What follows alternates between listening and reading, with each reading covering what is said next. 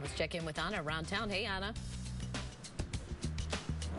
Did you know that Chicago was like a bike mecca at some point in history? I'm here with Deb Leahy, who is the president and CEO of the Peggy Notebaert Nature Museum. Good morning. Good morning. I got it all in.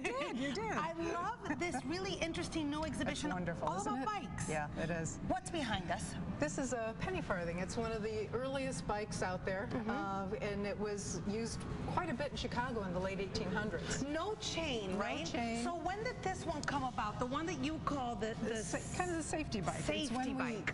The manufacturers, the designers introduced the chain, a triangle frame, which really got more articulated a little bit later, equal size wheels. So it really, we made it a little bit safer for people. A little bit safer. To our left, we see a lot of what may be considered, what, 1930s? Yep, 1930s in this area, and just a variety of different designs, but they really have stayed consistent with the design, and it is one of the oldest designs out there as far as... Why was Chicago considered, for many, like the center of biking at some point?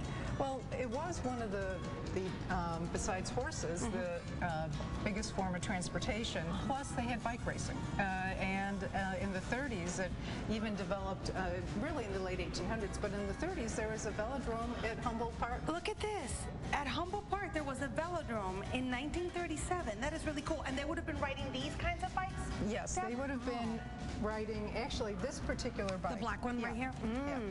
Interesting. This one has no chain. Right, it's more of a piston, which is probably not the technical term, but that's okay. Yeah, we'll forgive you for that one. And then over here, what do we see?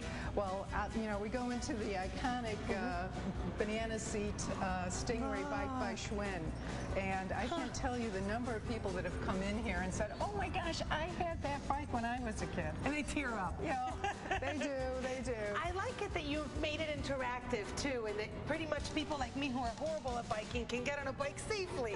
Walk over here so you can see this one. This one I've seen lately around the city, usually with fellows who really support biking, right? Yes, they do. Yeah, the tall bike, and you see a lot of these folks out in the critical mass nights, but they are just a real piece of sculpture plus transportation. How long is the exhibition going to be here?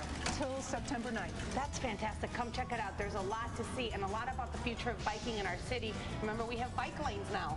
More from the Peggy Notebaert Nature Museum. We're taking a look at butterflies coming up.